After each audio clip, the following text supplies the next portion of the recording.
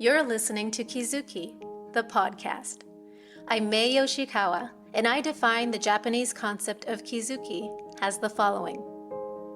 Kizuki 1. A moment of epiphany, an aha of realization or insight which opens the knower to a new dimension of truth that was formerly unknown.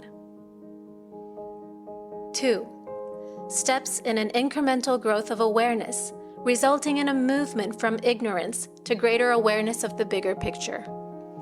A kind of knowing that cannot be undone, that cannot be unrealized.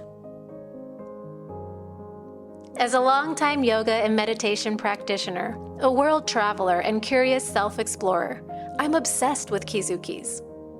Listen on each week for inspiring and enlightening stories that may just tip you over for your next aha.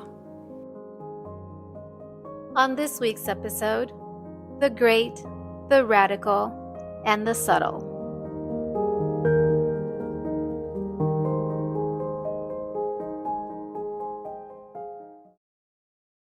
Those of you who've been listening for a while have probably heard before how much I admire the author Ocean Vuong. For me, it's not just his writing.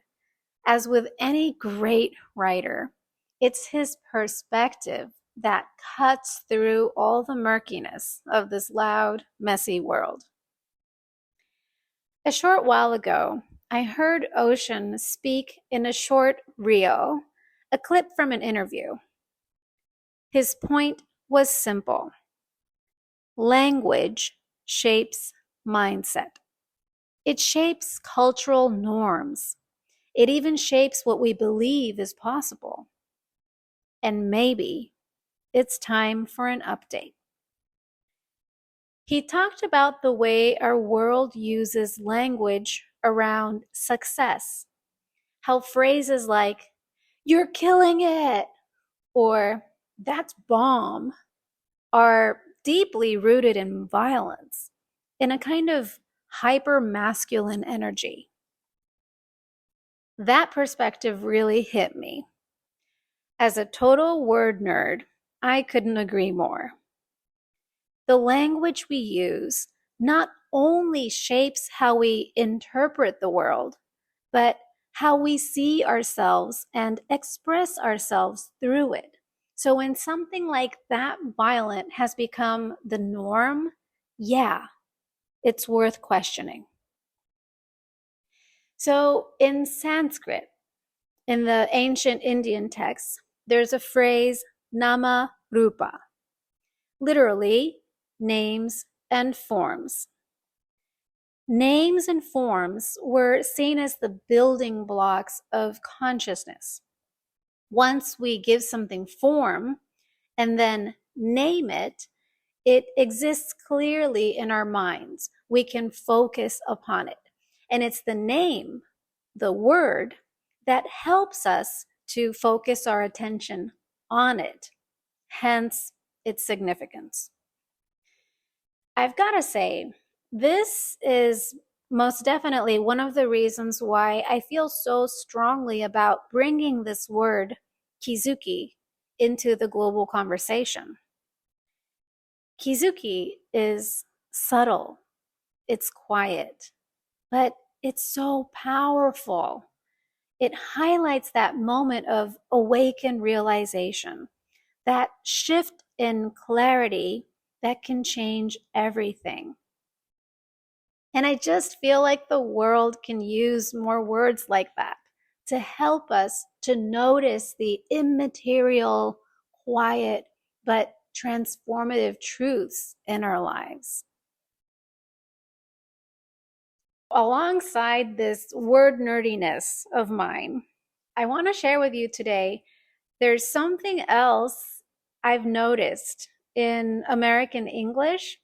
It's something that's always felt a little odd to me. So I want to just kind of throw it out there and see what you think. Here's my question. Why does everything have to be so great or radical? I mean, think about it. It's like the Great Depression, the Great Recession, the Great Resignation. Or there's also radical honesty, radical love, radical acceptance. It's as if for something to matter, it has to be monumental and ground shaking or something. And to me, it's felt a little oddly exaggerated, kind of dramatized. Like, what's the obsession with all the flair? And obviously, this is a standout difference because I was born and raised in Japan, and Japanese culture is quite the opposite, right? Here, it's about fitting in, be normal, don't stand out, don't be the nail that sticks out. Let's be modest, humble, don't be loud. Oh, don't you dare exaggerate. Don't make a splash. Not that one is right and the other is wrong, but the contrast here is worth noting because in exaggerated expression, it's as if transformation isn't meaningful unless it's disruptive, unless it makes headlines. But the truth is, not every shift comes with an earthquake. Sometimes the most remarkable ones, the most important ones, arrive as a collection of gentle whispers, incrementally over time. Living in Japan has taught me this. Well, in fact, you can't live in Japan and be a part of this culture without some form of understanding of this. Because here, subtle perception is prized. Like to be the one with the capacity to read elegantly between the lines, someone who notices the silence before the word is spoken. That's the one who's respected, the one who gets this honorable medal of respect that's invisible, but it actually exists in everyone's minds.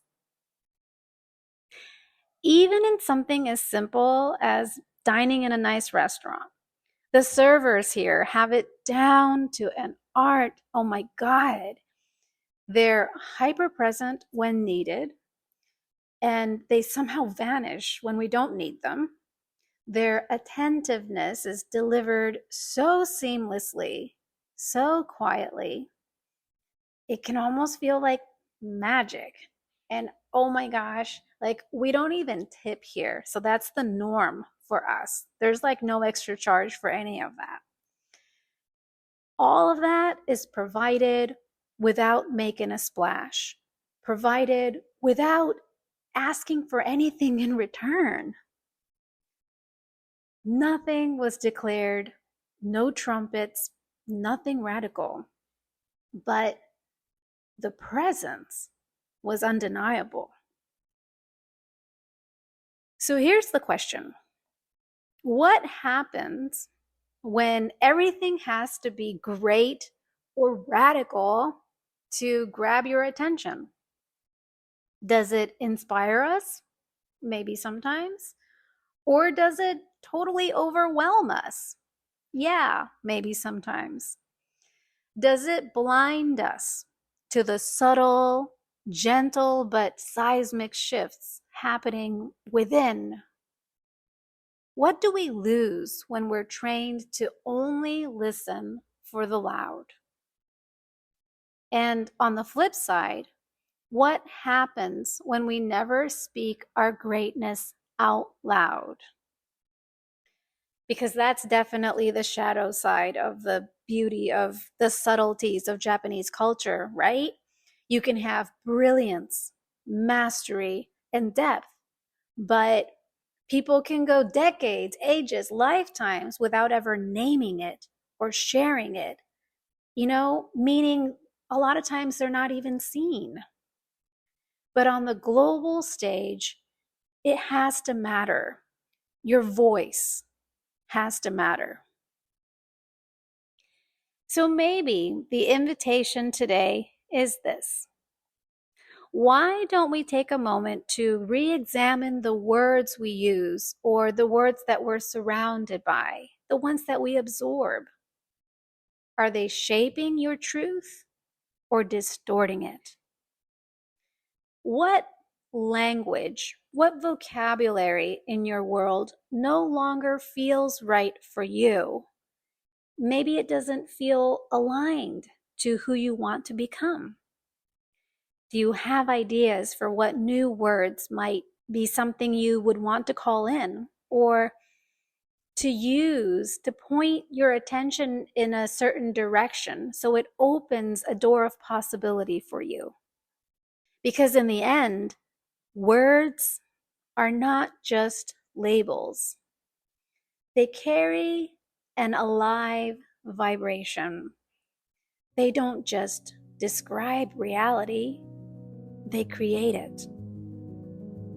And sometimes, the most radical thing of all is to notice the quiet and subtle.